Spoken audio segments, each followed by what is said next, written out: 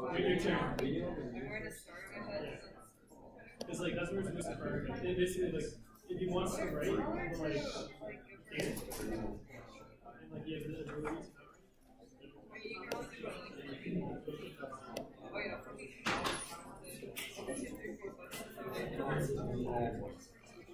because it doesn't actually use files, which is really important. Okay. This lecture may or may not have video of me, but it doesn't really matter. So we're getting toward the end of the course, and hopefully you're well along on your final project. So we've really covered all the core material for the course. And now what we'd like to do is just give a few talks that sort of point the way toward where technology is going, what the future challenges is, because you people are looking to 40 plus years of what's going to happen with technology, and a lot can change if we just look back at how much things have changed over the past 40 years. It's pretty easy to predict that there'll be a lot of changes over the next. So although I'm not a great predictor, I don't claim to be a predictor of the future, there's some things that are even within the coming decade going to be fairly difficult challenges that will change the way technology progresses at the hardware level, and that has a lot of impact at the system level, at the product level, and things like that. So I'd like to cover some of that. And my idea of it is basically I've merged two different talks that I've given in a number of settings. One is about the hardware technology behind what now chip design manufacturing is like, and based on a set of trends that have been going on for 50 years now called Moore's Law. You've probably heard that term. And then the other is sort of direction of if you really want to use computers to do the most demanding computation, how do you build and design those? What's the characteristics of those and how those will look in the future? So let's start with Moore's Law. Gordon Moore was one of the founders of Intel Corporation, which was founded in the early 70s. And even before that, he was one of the first people to really be involved in the very new business of semiconductor manufacturing. So in 1965, he wrote an article in a magazine called Electronics, which really is essentially just a trade magazine. It's not a scholarly journal at all. And it's actually instructive to look back at that paper. You can find it online. And at the time, he optimistically predicted that they'd be able to get up to 65,000 devices, think transistors, onto a single chip. And that was a pretty radical statement. So how did he make this prediction? Well, it was a pretty, basically it was an extrapolation based on two data points. So his paper shows these curves, which take a while to understand what the heck they mean. But basically what he observed, and this was based at the time, this is 1965, so he had a curve from 62 and 65. And that was, given his experience at the time he was working at Fairchild Semiconductor, there's a sort of basic trade-off when you're making chip design, that you can increase the density, how much stuff you put on a circuit, up to some technical limits. And that there's sort of a trade-off. It's like a lot of things in the world, that the more you try to sort of push the state of the art, the advantage is the more things you can get on a chip, then the relative cost of manufacturing them goes down up to some point. But beyond that some point, then it goes up because you're pushing the technology beyond where it's really comfortable. So one important point of this is Moore's Law is a combination of a technical argument of what they're able to manufacture, and also an economic argument of what they're able to produce at minimum cost. And both of those components are really important to why things have gone the way they have. So anyways, he basically had these two data points, 62 and 65, and then extrapolated to that to 1970, that it would have been 1,000. And somehow, as I mentioned, he's optimistically then scaling from that to say, oh, and if we look clear forward to 1975, will be up to 65,000. So here it is in 1965, basically, he was only willing to project 10 years into the future. But what his claim was basically was that they'd be able to double every year at the time. And just a few years after that, he said, well, maybe that was a little optimistic. We'll be able to double how many transistors, we can put on a single chip in an economically viable way every 2 years. And so it's called Moore's Law, but there's no law involved. It's not a law of nature. It's not a law of the land. It's not a law, of some, passed down to Moses on the mountain or anything like that. But it was a bit of a law that this was one of the most influential people of his time in terms of technology. And since then, he's created it was the basis of a very large business, a many $billion a year business, that have sort of taken this as, okay, 2x every 2 years, we can do it. And a huge amount of technology has pushed into doing that. So in particular, you've probably seen various versions of this, but I went to a pretty interesting Wikipedia page that lists a whole bunch of chips over the years and provides how many transistors are on them, when they were introduced. And if you map that out onto a semi-log plot, you get a trend line that is really pretty solid. And you can tweak what your samples are and things, but it's a pretty solid number of hitting his prediction of twice doubling every year. This goes back only as far as 1970. The first microprocessor came out in 1971, the Intel 4004. And these all are based on some versions of microprocessors. It's a little harder. Basically, before 1970, they used a different technology called bipolar transistors. And it's a little harder to track back into there. But from 71 on, there's a very clear progression that it's easy to get data from. And I've also partitioned these basically on what type of chips these were for. These are all various types of processors. So the early days, like the Intel 4004 was intended to be used, it was actually first manufactured by Intel to supply a Japanese desktop calculator company, where they realized it was easier to produce a programmable processor and then write the calculator functions in software than it was to build a chip whose only function in the world was to implement a desktop calculator. And so those are embedded systems. And they continue today that cell phones, and I'll talk about that, smartphones are one of the biggest drivers of chip design today. Another class of system are desktop systems, which still persist, but they're no longer the sort of leading edge today. More recent design are GPUs, graphic processing units, and they tend to be big drivers of some of the most biggest, most expensive, fastest, highest performance chips. And servers are also like, that would include the Sharp machines are sort of outdated servers, but all the Linux Andrew machines, those are all servers of some kind. They're machines that are meant to sit in some room that you never go to and you access them remotely. So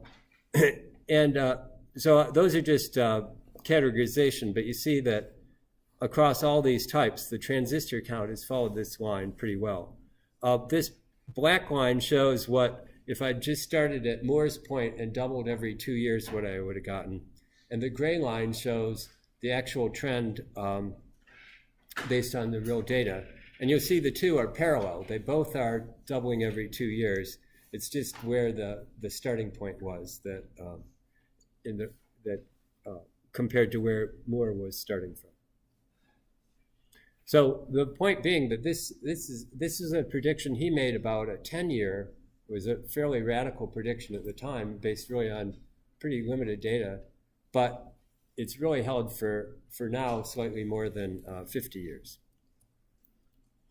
So what does this mean? Well, if you go back and look at sort of what people got excited by even 10 years ago, they look pretty pedestrian today. And so in particular, what's designated as often considered the first real supercomputer was produced in 1976 by a person named Seymour Cray, who is legendary in many ways. But he designed the Cray 1, and the first one was installed at a national lab in the United States. And this was absolutely the best machine ever built. It was about the size of, it's 6 feet in diameter, 2 meters in diameter, and about this high. And it had benches around the side, which you probably didn't really want to sit on. But underneath it all was the cooling system that would then run Freon, refrigerant, up through the processor part in order to keep it from getting too hot, because it consumed 115 kilowatts. That's a lot of power. I mean, your usual house sort of on average consumes averages about a kilowatt over the course of a day. So this is a lot of power. It weighed 5,000 kilograms, over 10,000 pounds, cost $9 million.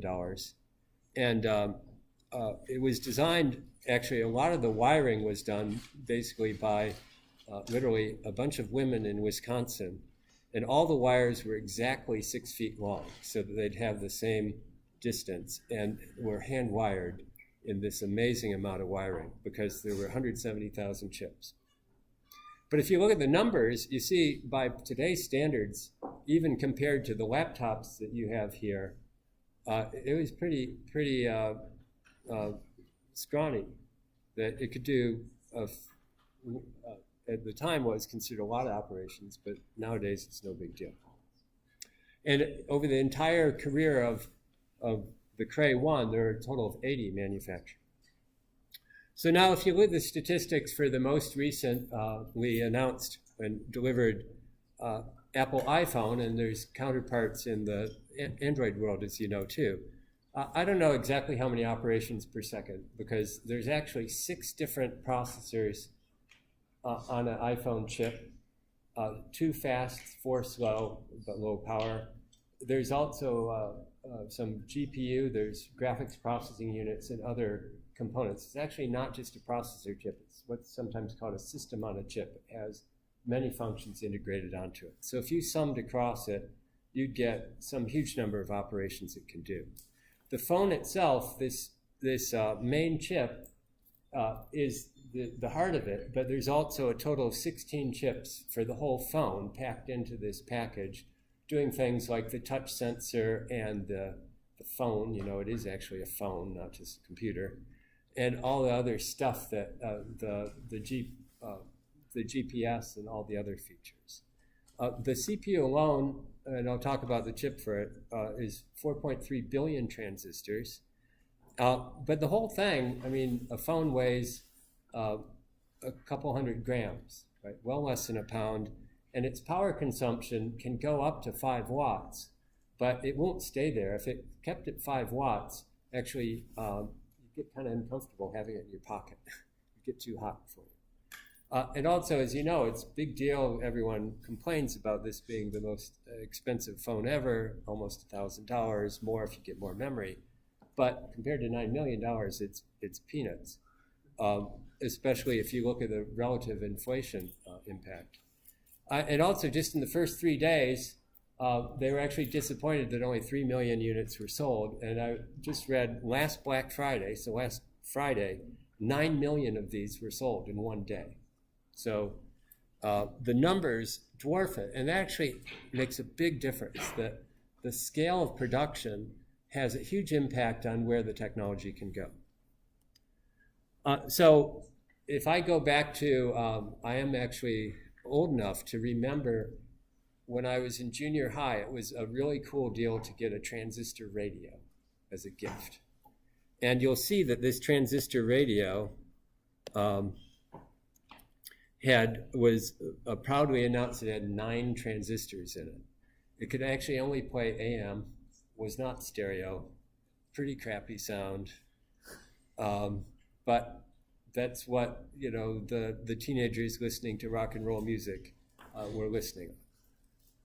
And so that was sort of a consumer product of its era, whereas now we have, say, a cell phone as a consumer product. And so, like I said, it has 4.3 billion transistors on this chip. It's called the A11. Apple actually designs their own chips, and that's one of their huge competitive advantages relative to other companies, that they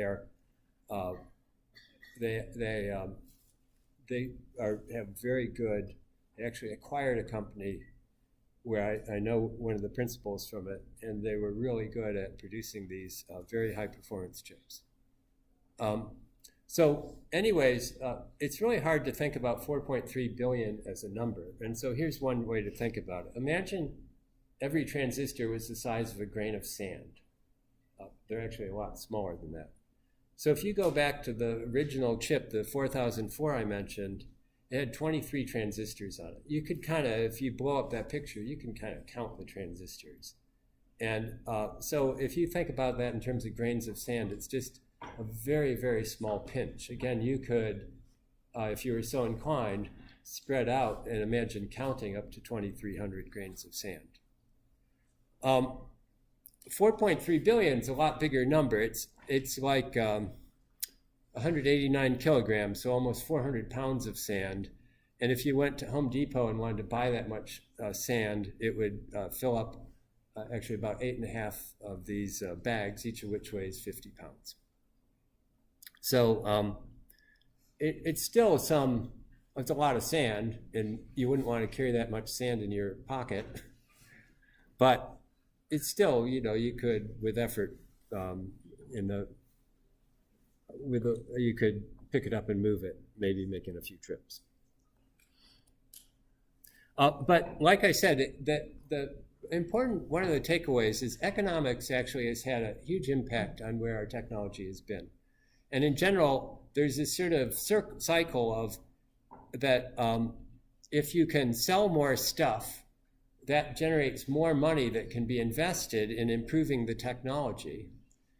And improving the technology leads to being able to produce better products that then sell more. And so the whole world of electronics has been in this cycle of, and that's why I mentioned consumer products have really become the most important thing out there.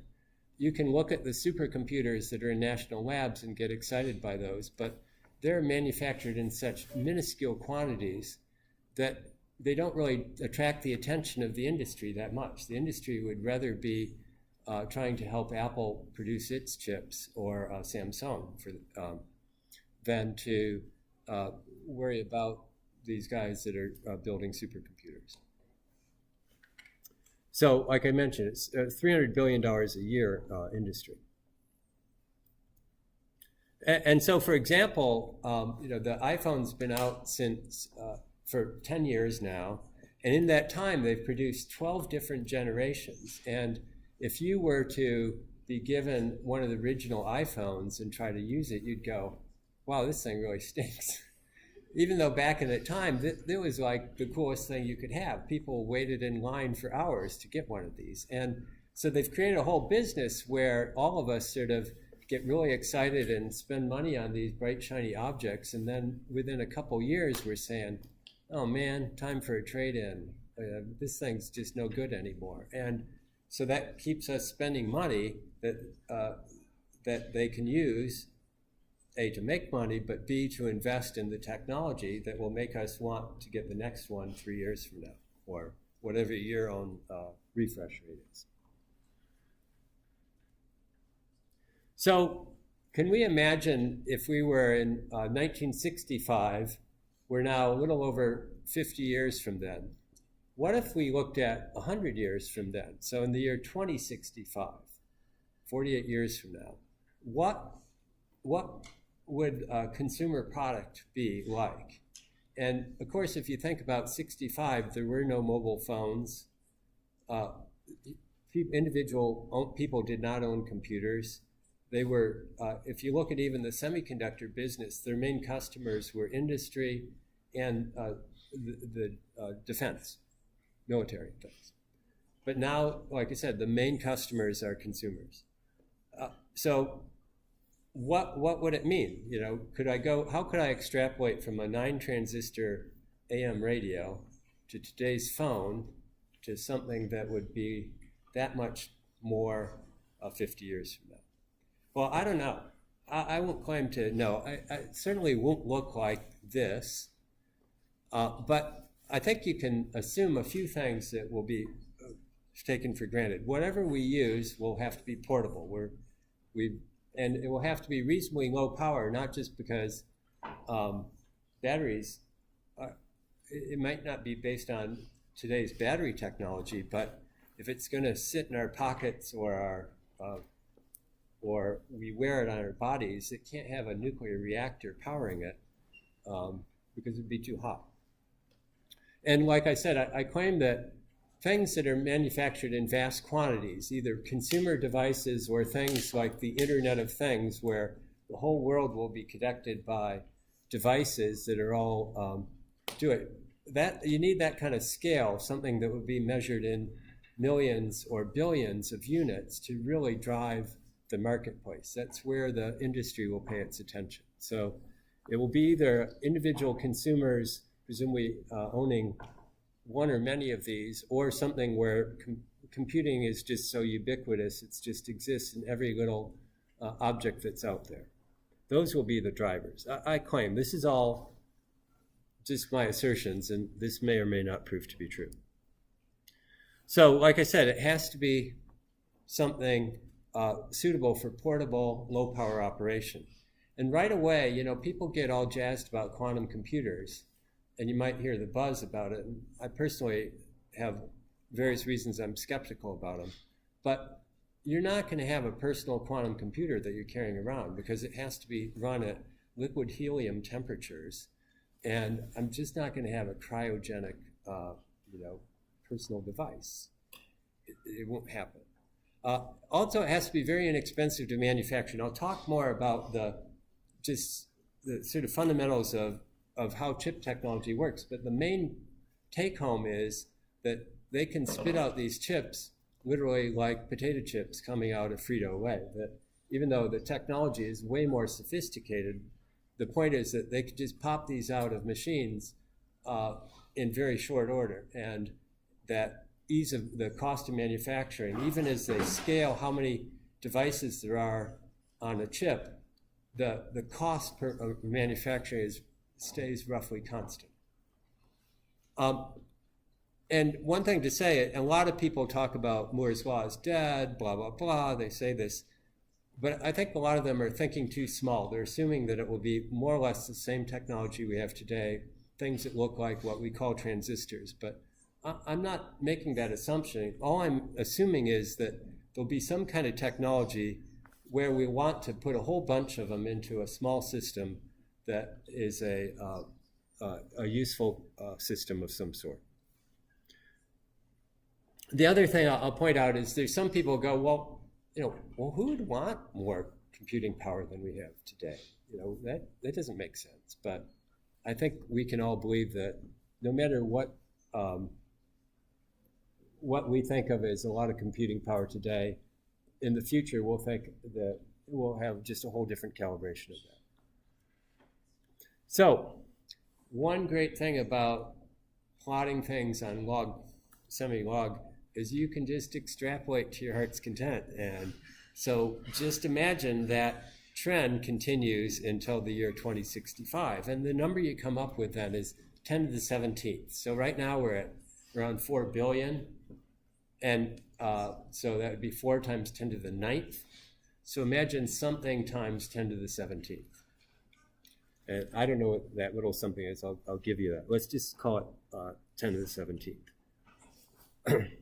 So again, if I use my sand analogy, then this is a picture, you got to love Google image search, that I found of a young man on a beach in Brazil making a sand castle shaped just like the Empire State Building. And just looking at it without actually being able to go there and use a ruler, I'd estimate that it's around a tenth of a cubic meter, which would work out to several billion grains of sand.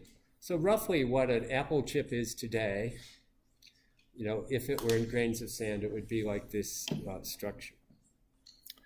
But what would it take? What would 10 to the 17th mean in grains of sand? Well, if you were actually to build not just a scale model of the Empire State Building, but an accurate real-life model of the Empire State Building out of sand, that would be about 1 million cubic meters. And I'd estimate that it would be something like a third, 0.3 times 10 to the 17th grains of sand. So now I'd have to build 3 of those, and I'd have 10 to the 17th. So that just tells you that's a lot of devices. 10 to the 17th is a really big number. So let's look a little deeper at how has Moore's law taken place, this doubling every 2 years, what's happened? And there's sort of 2 factors. One is that chips have actually gotten bigger over the years, but not that much. So roughly speaking, if you extrapolate it, about every 10 years, they've doubled in area. And what's been more significant is that transistors, the devices, have gotten smaller and able to pack closer. And so basically, the trend is every 2.5 years, the number doubles per area. Every 2 years, 2.5. Yeah, 2.5. So over a course of 10 years, a decade, you get 4 doublings there. And that's how you get 5 doublings in 10 years, or 1 every 2 years. So let's just look at that a little and see what that means. So like I said, if you look at chip size, and chip size actually varies a lot, but the original 4004 was only 12 square millimeters. It's pretty small, 3 millimeters by 4 millimeters. You can imagine is a pretty small thing, much smaller than, say, a fingernail.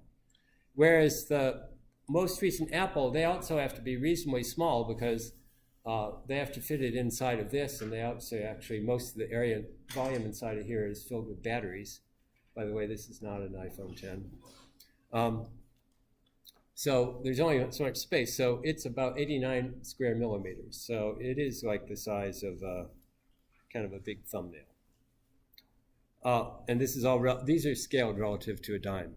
Now, if you go, the biggest chip that's manufactured today is a GPU chip made by NVIDIA, and it's 815 square millimeters. So it's a big beast, and you see it's got 21 billion transistors. And 815 is pretty much as big as the technology will let them do right now in this time. So partly, GPUs in general, they're not portable at all. These aren't. The big NVIDIA ones. And they're very high power, they're pretty expensive, and pretty big. And so part of the reason why they can really push the state of the art is because they can be big like this. So imagine if you take all these chips I mentioned and you do the same log-log plot. First of all, you'll see it's a little bit of a fiction to put a trend line through this, because as you can see, different chips, even in the same given year, you can put a big chip if it's going to sit as part of a server in a room where you can provide a couple 100 watts of power versus something that's going to be in your pocket and run off of a battery. So even in a given year, you'll have quite a range of chip sizes.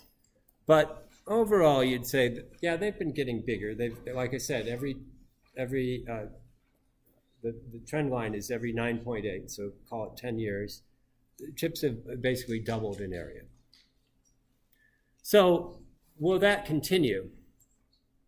Well, again, run the numbers, and you come up with 147 square centimeters, which for those of us who aren't sort of born in the metric system, that doesn't necessarily have any real sense of how big that is.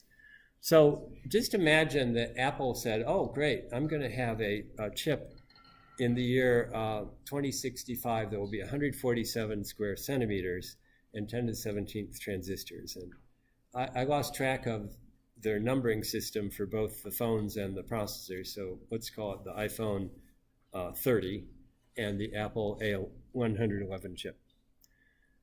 There's a little problem with that, which is 147 centimeters square is really like pretty big. And in particular, it's way bigger than this.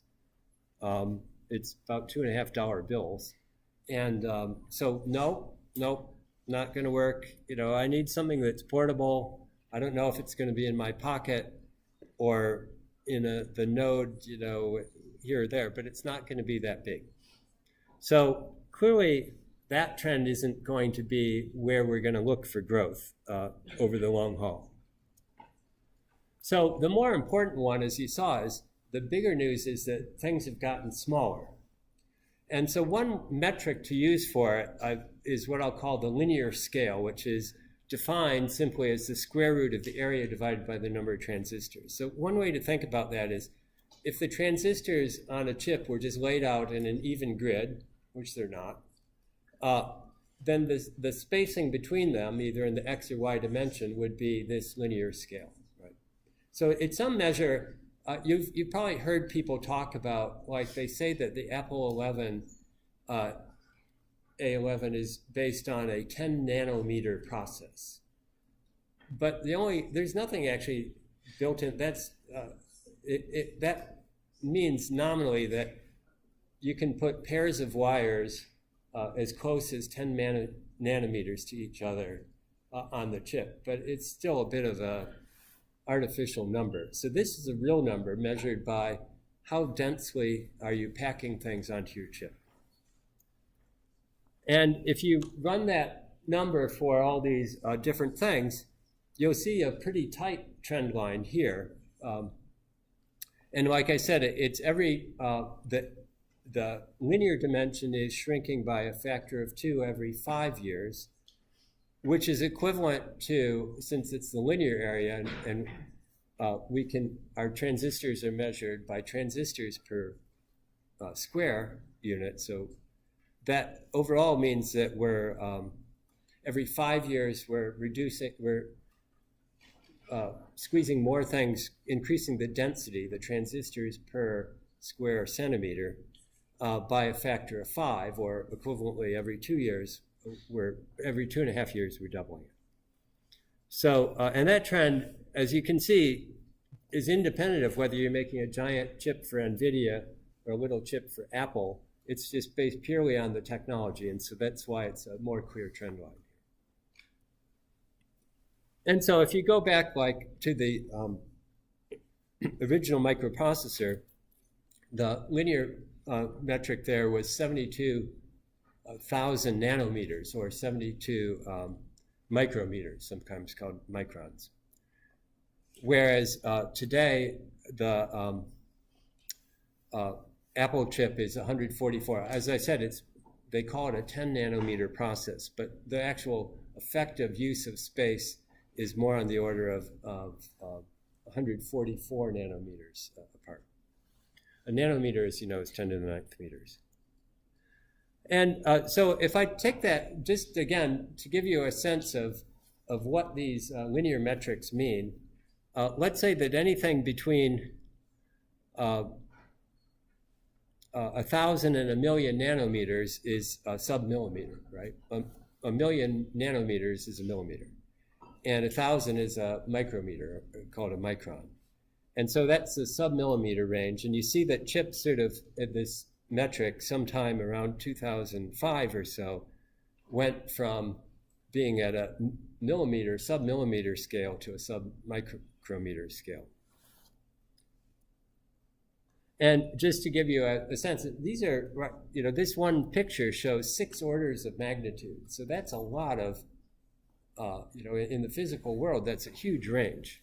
And one of the really interesting things about this technology is it's been gone over these years.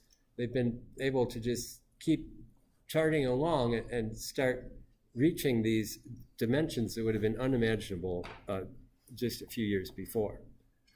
So for example, if like the a large protozoa, an amoeba, would be about 0.5 millimeter, 500 microns. The average size of a cell in the body is around 50 microns. And this Intel number, which seemed pretty dense at the time, would be on that scale. The sort of smallest thing you can see visibly would be a strand of spider silk, and that's 5 microns. The thickness of a sheet of plastic wrap, like saran wrap, is around 10 microns. So just that's sort of where things were up until around 2005. And now we're well into this sub-micrometer range. And so all visible light is actually in a pretty narrow wavelength band. Between 400 and 700 nanometers. And now the Apple chips are, even at this scale, are well below visible light, which you go, oh, I thought they used light to make these chips. And it's true, they're way below first of all, they use ultraviolet, but even then, the features they have to pattern on these chips are actually smaller than the wavelength of the lasers that drive the exposure. And if you kind of keep pushing down, you get down to sort of the smallest kind of things you'd imagine a biological system would be. The diameter of a DNA molecule, which is a DNA molecule itself is actually pretty long. They're all kind of in there. I mean, it's long like this long kind of numbers, but they're really sort of crunched into a cell pretty tightly. Their diameter is 2 nanometers. And a carbon nanotube that people get excited about, again, that's about 1 nanometer. So that's the range of where things are headed. And as I mentioned, the current technology is to try and pattern things as small as 10 nanometers. So let's play our games again. Let's say, can this trend continue then until 2065? And the number you get out of that is 243 picometers. Pico, of course, is 10 to the minus 12. So can we pattern things on a chip? If we can do it, in 72, they could do patterning things that were measured in tens of microns, and now they can do it measured in tens of nanometers. So why not do something that's measured in tens of picometers another 50 years from now? Well, physics has this nasty way of getting in your way. So the problem is like the spacing, the kind of smallest spacing between two molecules you can imagine is a hydrogen atom. And that's like 74 picometers in a hydrogen molecule. If you look at silicon, that silicon is not a uniform grid, but the sort of average distance between any two silicon atoms in a molecule is 500 something picometers. So there's no way you're going to be putting things as close together as 243 picometers, even 50 years from now. So the technology does not extrapolate the way it did in the past. And we can imagine technology, but physics kind of gets in the way. So that gets us back then. Okay, we can't grow the chip much bigger than today's chips. Let's be a little bit generous. We'll say that we'll allow it to be 400 square millimeters is the biggest chip we're going to allow, 2 centimeters on a side. That would be a lot, like more than 4 times bigger than today's chips, but yeah, we can probably deal with it somehow. We're not going to let it grow to the size of several dollar bills, right? Well, it works out, actually, you'd have to be, therefore, even more closely spaced than what I was extrapolating. It would have to be, and we wanted to get our 10 to the 17th devices. We'd have to be at a scale of 63 picometers, which is closer than the spacing between two hydrogen molecules, atoms. So I think we can pretty safely say, not going to happen. Not by just taking today's technology and just running it out. Meaning, you'll notice it's all based on 2 dimensions. It's all based on patterning on a flat surface, these complete circuitry, including all these devices. So 2 dimensions just isn't going to cut it. But let's say, okay, well, there's nothing magic. We live in a 3-dimensional world. What if we allowed a 3-dimensional stacking? And so we allowed a package that was 5 millimeters high and 20 millimeters on the side. And it's almost exactly the same size, shape, and volume as 3 nickels stacked up. So, that's still sounding plausible. And let's imagine we could put these layers in this 5 millimeter package. We could fit 100,000 layers. So they'd have to be 50 nanometers apart from each other, which actually sounds kind of plausible. It's going to be future technology, but you can imagine that 50 nanometers being possible. But those are what I'll call logical layers, meaning that layer, just like today's chip, it's not just a single layer of stuff. It actually has whatever these devices are. It has some wires that can connect them. In multiple layers, it has some insulation so that you don't create short circuits between the layers and stuff. So there's more there. I'd say it would be something on the order of 1 million, like 10 physical layers per logical layer to do it. But still, it's sort of remotely plausible. And that would now reduce our linear dimensions that we have to achieve down into 20 nanometers, which is smaller than is possible today by a factor of 10 or so, but at least it doesn't seem to violate any laws of physics. So this at least seems, we could somehow create in this size package of 3 nickels stacked up 10 to the 17th devices. It seems at least vaguely plausible. Let's explore that. Well, there's a couple of problems, but I don't think any of these aren't all impossible to overcome. They're just challenges. One is, right now, if a chip has more than a very small number of defects, the whole chip has to be scrapped. And especially for a standard microprocessor, basically has very low tolerance to any flaws. Something like a memory chip, they can put in spare cells so that if one of them is bad, then they can just program in and just use a different one. And same with NVIDIA. One of their advantages is a GPU has many identical processors. And so if they find that some of them are faulty, they put some spares into those so that they can basically make these chips do what they do. And that's part of the reason why it's economic for them to be producing these very large chips. But once you get up to 10 to the 17th and 1 million layers of patterning, it's pretty hard to imagine having consistency of quality that's not going to have many more failures. Another, and this is a serious, will be the manufacturing cost. 1 million layers is a lot, and I'll get into that. And then the one that will be actually the biggest challenge period, no matter how you work it, is power. As I mentioned, we can't just scale up power if these are going to be consumer devices, the least of which is heat. You don't want things that are too hot to hold in your hands or put in various places. So just to give a sort of background lesson of how the chips are produced, it's by a photographic technique. So it's more or less equivalent to how photographs, back when we had them, were printed.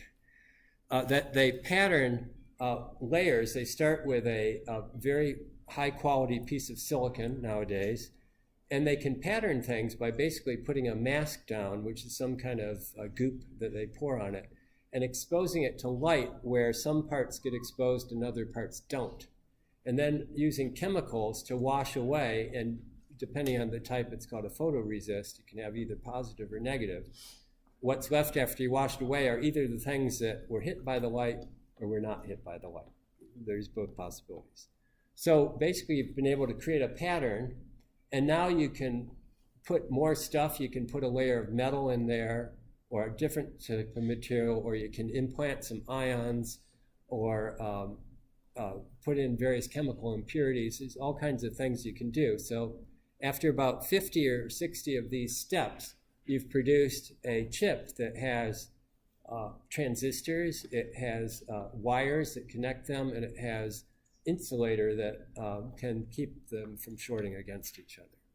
And so the point is that right now it's about 60 steps, but 60 is still a relatively small number. If I can do 60 steps that and produce something with 4 billion transistors, or I can do the same 60 steps and produce something with 21 billion transistors. So what I mean is the cost is roughly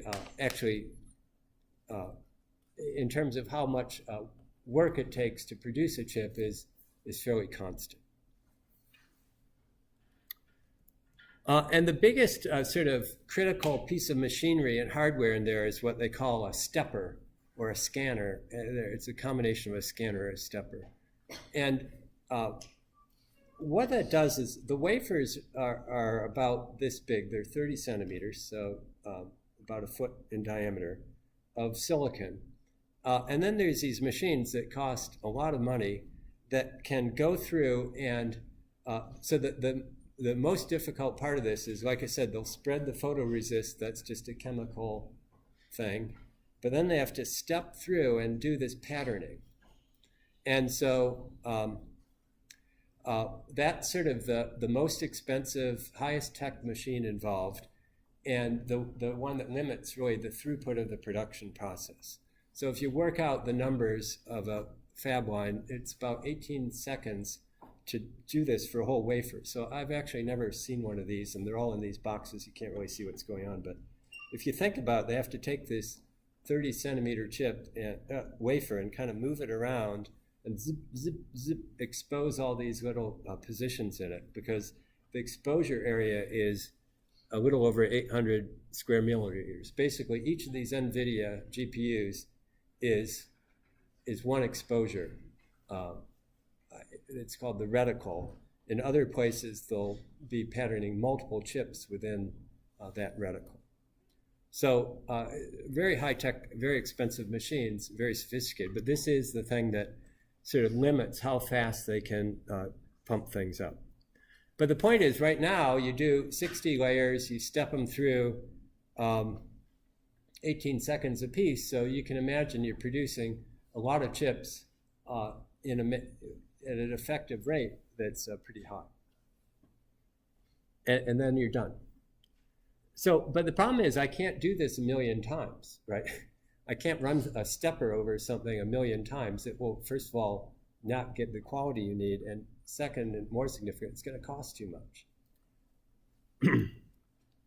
So right now, it costs on the order of somewhere between $10 and $20 for that's how much Apple pays to its manufacturer, which is a company in Taiwan, for each chip. Yeah, I know, the phone costs $1,000. The chip costs $10. That's sort of the economics of it. And Taiwan semiconductor manufacturer makes good money doing this. So that's sort of a realistic number of how much it costs. But you can't then say, okay, go from 60 layers to 1 million and do this same process. All of a sudden your cost is going to go out the window. And like I said, this whole business is so cost driven because of consumer products that you can't afford to do anything very exotic. So somehow they're going to have to get away from this exposure business of doing layer at a time. Either the chemicals will have to kind of somehow absorb themselves, or there'll have to be some tricks that you can pattern not just one layer at a time, but multiple. And actually, that second part is already taking place with the more recent generations of flash memory.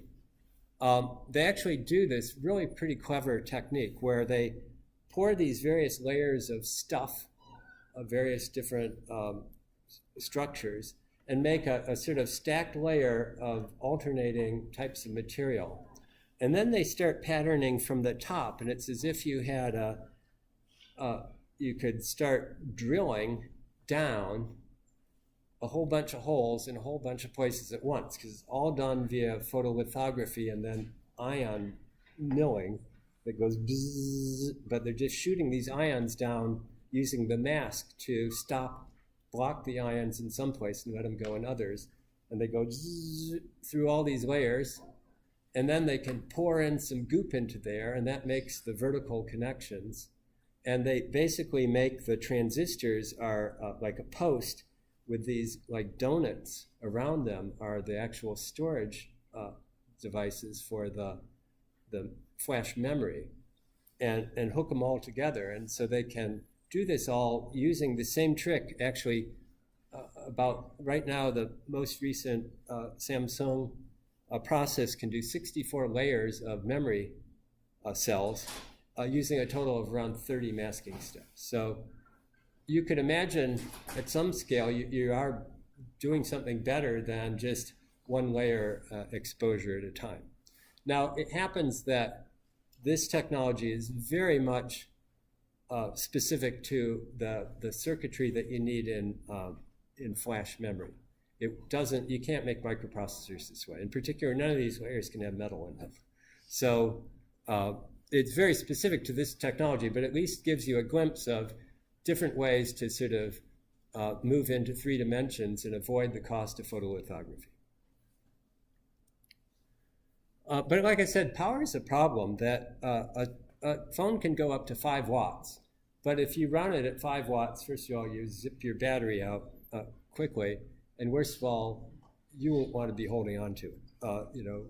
Think of grabbing onto a light bulb and trying to hold it. It's only a 5-watt bulb, but it's enough that you wouldn't want to do that all the time. You can look at the brain, which is sort of a marvel of low-power engineering created by evolution. And the numbers look kind of interesting, that there's still a lot more neurons in your brain than there are transistors on most chips, on any chips.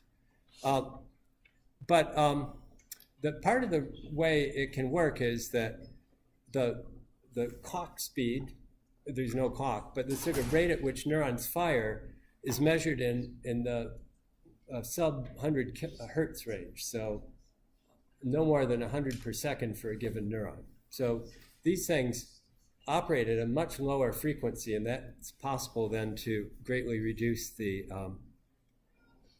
power requirement. But still, a brain actually consumes, when you're sitting here like you are now, about a quarter of the energy. You're consuming about 60 watts of energy just sitting here, and you're all 60-watt bulbs, and about a quarter of that is firing your brains. The human brain is by far the biggest power consumer of the body. And so you say, oh, gee, well, why doesn't my head get hot? Well, it's because you have blood running through. You have a very clever liquid cooling system that I don't think we're quite ready to wire the chips into our bodies so that the blood flows through them and keeps them cool. But maybe that's what you'll end up doing. But even then, that gets you up only into the 15 to 25 watts. That's not going to get you really far. And then you'll have to worry about these chips taking all the, using up heat. And so then you'll need more air-conditioned rooms. And that won't be good with climate change. So anyways, the point is that even achieving the level of the brain would be a pretty big leap from where we are today. But if we want to get up to 10 to the 17th, somehow we have to not just hit brain level numbers, but hit way more numbers than that, 23 million times more devices than the current chips of today. And without going, maybe you could push it to 25 watts by some clever cooling techniques, but it's not going to go much past that.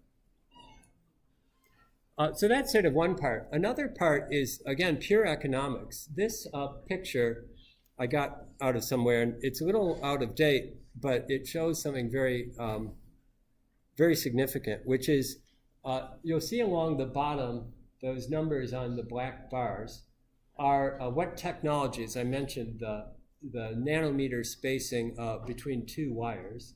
And so this only gets you as far as a 20 nanometer process, which is about 5+ years ago. But this shows all the companies that are capable of manufacturing chips at that level of sophistication. And you see that there used to be quite a few of them, and now there's only 4. So in the whole world right now, there's only 4 companies that have the resources to make state-of-the-art chips. And a lot of them might be companies you've never heard of, and you're not. Okay. So the one that you'll recognize, of course, is Intel. Makes all its own chips, and it's always been a leader in technology and still is.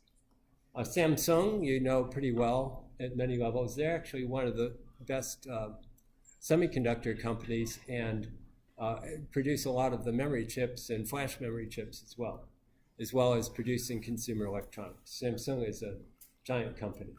And then the other 2 companies, TSMC is Taiwan Semiconductor Manufacturing, which is, you might guess, is in Taiwan.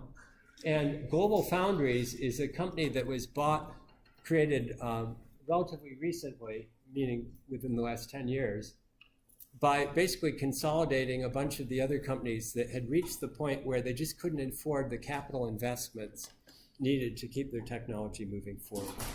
So Global Foundries is actually wholly owned by the United Arab Emirates Sovereign Wealth Fund. And like I said, it includes companies like AMD, Motorola, Siemens, all kinds of companies that historically made chips and no longer do.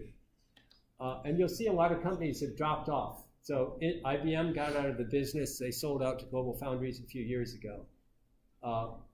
Japanese companies, Fujitsu, Toshiba, gave up, except for doing some. Toshiba does some flash memory that they're probably going to have to sell because they lost a lot of money in nuclear plants in Pennsylvania. STM was a European company that became part of Global Foundries. So you think Apple is not on the chart. Apple doesn't make its own chips. Its chips are made mostly by TSMC and a little bit by Samsung, which is a little bit interesting to think that Samsung, Apple's biggest competitor, is Samsung. So they're competing at the phone level, but they're cooperating at the chip level. And there's sort of some very strange things. NVIDIA uses TSMC. Actually, TSMC has over 50% of the business for what's called foundries, companies that produce chips for other products.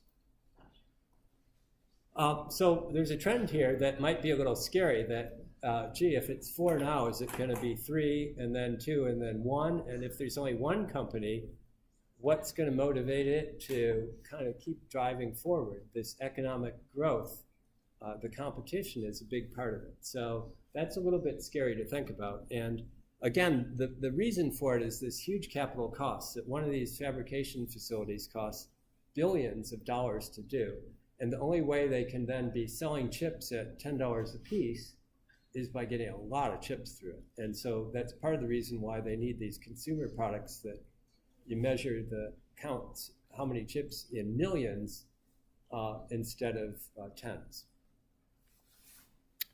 Okay. And while this looks a little scary, actually there's another problem that's even worse. Something that's sometimes called Dennard scaling. And one simple way to say this is a state-of-the-art microprocessor of 2004 ran at about 2 gigahertz. A state-of-the-art microprocessor of today runs at about 2 gigahertz. I mean, maybe like I bought a Mac that has 4 gigahertz clock.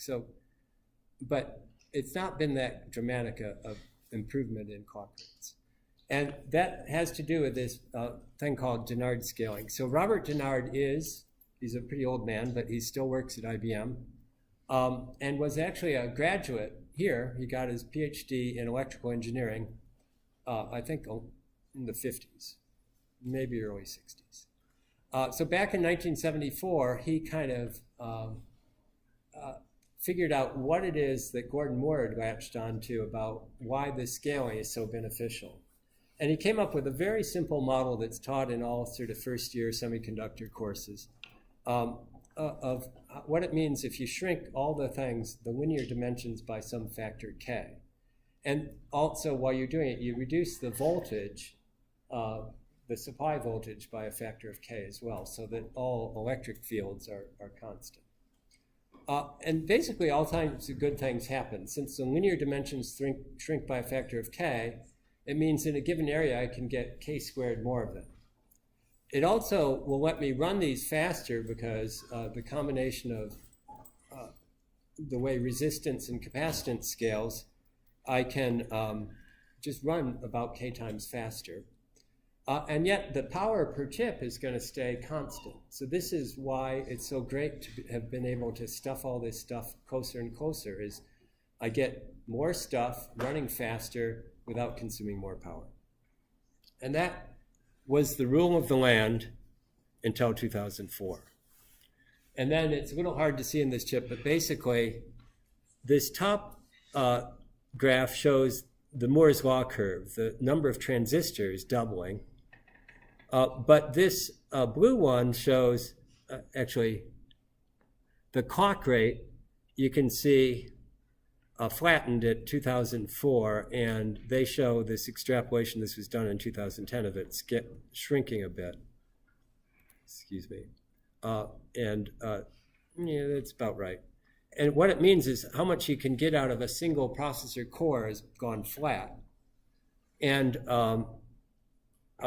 the only thing that could be done to kind of make more use of these more transistors on a chip was to put that's why they did this transition to multi-core processors. Not because people really wanted them, it's just they knew how to build them and they couldn't make any single processor go any faster. So that's been sort of the trend that happened. In 2004, there's basically a big Intel project that was going to be their next generation, and they had to can the whole project because it was just going to consume too much power. So there really was a date and time when this scaling stopped. And the reason is they got to a volt. And because silicon has particular properties on voltage, it meant they couldn't reduce the supply voltage below that and still get reliable transistors. So there's sort of a hard limit. Again, physics got in the way, at least for silicon. So anyways, my point is we can project out 50 years from now and kind of vaguely imagine using some fancy three-dimensional technology that will be able to hit this trend line of 10 to the 17th devices. But that's going to be a lot different than if you look at the past 50 years, even though it's pretty remarkable what they've done, at some very high level, they haven't done anything. They've just incrementally improved their ability to pattern transistors on silicon on a two-dimensional surface. And so we're talking 3 dimensions, and as I mentioned, how there's just a lot of unknown system questions, not just at the device level, but even questions like what will be their architecture? How will computation be done? Will they be based on DNA or some other fundamental property of computation? What will it mean to program these? It'll look very different from where we are today, almost certainly. Okay, let me now jump into the second part here, which is high-performance computing. And I spent some time 2.5 years ago. I spent a year in Washington, D.C. working at a place called the Office of Science and Technology Policy, which is part of the White House. I was actually next door to the White House this time. So this is an area I actually spent some time looking at.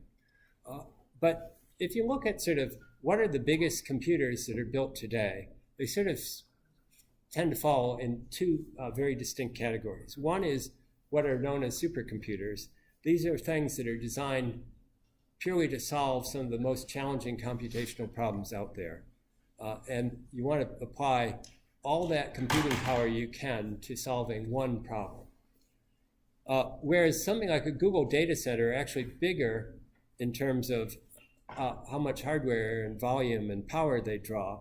But those are really designed to serve millions of customers, each of whom is doing a relatively small amount of computation. So they're pretty divergent in what their purpose is, and therefore they're very different in how they're built. And so you can sort of, in a very crude way, sort of draw the two axes of what their purpose is. And so the traditional supercomputers, it's all about computation. Nowadays, how many floating point operations per second can you do? And the amount of data they deal with, although it's significant, is not the biggest issue. That it's really just how much raw computing power can you apply. By contrast, Google's and its companies, and by Google I also include obviously any web company, but Microsoft increasingly, Facebook, Amazon, any company that's sort of a data-driven company. What they're much more focused on is how much data can they deal with, how much can they bring in, how much can they manage, how much can they information can they then extract out of all this data that they're collecting. And of course, we tend to interact via the cloud much more with the data center class machines than supercomputers. So at some level, we have a more direct understanding of what's going on there. But let's look at these supercomputers, who at one time were the driving force in computation, but aren't anymore. What are they there for? Well, they're sort of mostly running various simulations of some kind of physical system. So, for example, there's people here at CMU in the physics department who are cosmologists, and they're trying to come up with various models of how the universe was created and where the dark energy came from and all this stuff. And what they do is they'll come up with a model, and then they'll run a simulation and see, oh yeah, that matches sort of what we would have expected or not. And that's a way to validate scientific theories. Industrial products, if you have something like complex airflow over an aircraft wing or even a consumer product, you model that by running simulations. There's people at the Pitt School of Public Health who model the propagation of disease, namely flu, by modeling basically every man, woman, and child in a given geographic region as an agent, and simulating that agent with rules that say, if there's 2 children in a classroom that have the flu, then there's a 20% probability that each of the other 28 students in that classroom will also get the flu. They have all these rules. They basically, it's a little like Sim City. They just let it run and see what happens. So those are sort of the types of computation that these supercomputers mostly do. They're very much driving, typically simulating, a lot of times partial differential equations or some other way of modeling the physical world. And so the hardware for that is sort of like a racing car kind of class thing, that they're beautifully engineered products that are carefully designed to be able to run at very high performance, getting very reproducible, reliable results. They don't break down much. But roughly speaking, the way Titan looks from a computational point of view is there's some number of nodes, close to 19,000. Titan's, by the way, is a bit obsolete. It's only the 4th fastest in the world, but it's the one I happen to know something about the design. And each of these nodes is about the same computing capability as one of the machines in the Gates clusters, literally, meaning it has a CPU and a GPU, and they're more or less comparable to what those Gates cluster machines are, even though the Gates cluster machines are newer. And so overall, this thing costs them about $200 million to build and draws 7 megawatts. And so if you take 418, you'll get to program GPUs. But the basic idea of how you program this to run a simulation is you take some physical representation and make it discrete into a mesh, say, and then you partition that physical representation into distinct regions and map each of the modeling a simulation of that region of the mesh onto a separate processor. And then you run this sort of cycle where first you model what's going on within that region, that's computation, and then you exchange data between the different regions to sort of describe what's going on at the boundaries between them. And this is sometimes referred to as bulk synchronous processing, that you do this cycle of compute, communicate, all locked together in this very tightly synchronized loop. So what that means is if you can get this thing running fast and everything firing well, then you basically can run, and that's the art of programming these things, is to make them all sort of, you do about the same amount of computational work per step and have them all work together very effectively. One problem that happens then is if you have any load imbalance, like you have to do a little more work in one part than the other, it has the effect of slowing down everyone so that you can only run at the speed of the slowest link.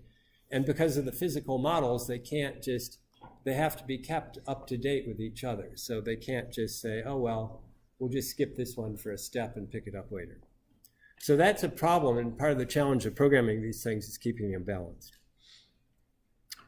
The other problem is that they're really a pig to program, that you have to basically program these things at 3 different levels. At the top level, these nodes all communicate with each other by sending messages, and so the programming interface for that is called MPI.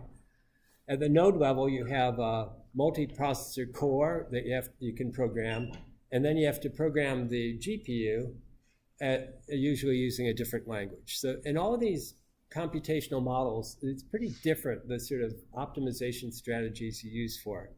And what it means is I can map this code, this program, and run really fast on, say, Titan, but in a couple of years, they're going to come up with some new machines that will have sort of different relative performance of all these levels. And it means I'll have to rewrite huge parts of software, major rewrites, just to sort of keep up with the machine. And so there's a lot of people who spend their lives just rewriting the same programs over and over again to move from one machine to another. Not fun. And just to give you a sense, I need to speed this up, but this was my own experience doing programming on a GPU that I found. I started at running it at 1 gigaflop, and by tweaking and tuning and suffering in various ways, I got it up by a factor of 700. So these are things, it's not like I can make it 50% faster. We're talking orders of magnitude changes depending on how you program things. On the other hand, something like a data center is very different, that it's not the sort of raw computing performance that counts so much. It has a lot more to do with managing data and also a much wider variety of applications. So I don't want to spend all my life tweaking and tuning the same program over and over again. A lot more emphasis on, we just got a lot of hardware, don't worry about raw speed, just use it, get your software up and running quickly. And of course, there's a lot of companies that make their living in this kind of market of internet computing. And a lot of applications, both commercial applications, social media applications, and also increasingly scientific applications that can, similar to modeling universes, there's also a lot of data coming in from future telescopes that need to be analyzed in various different ways. And one of the problems is there's no simple model of how these operate. They're all over the place. Some are very structured data, some are very unstructured. Some require a significant amount of computation, others don't. Some have to have very perfect, repeatable quality, and others you can be more lax about. So it's much more diverse. But these are sort of the drivers of the biggest computing resources in the world nowadays are actually driven more by how much power can they get for cheap than by how much can I put in a given place. But at some level, they look kind of the same. It looks like a network connecting a bunch of nodes.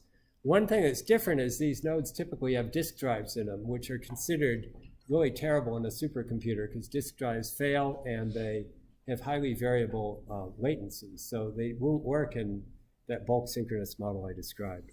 And this picture is a little bit old, but if you open up the box of a node in a Google data center, it looks kind of like the inside of a desktop machine. It's got a couple disk drives, it's got a couple CPUs, it's got some memory chips, it's got a power supply.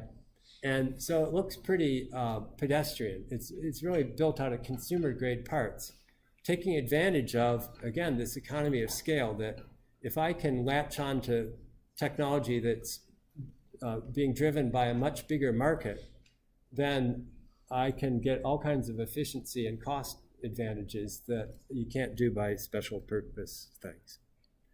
And then if you take a distributed systems course or other places, you'll learn about distributed file systems that sort of logically link all the disk drives across these entire cluster and give it the image of a shared resource. And so the final part is there's a trend that both sides want what the other one has, that the simulation people would like to make much more use of data. So you don't want to just run simulations of the weather. You also want to take in data from a bunch of satellites and match that to your simulated data and see how well they work, and adaptively refine the model as you go.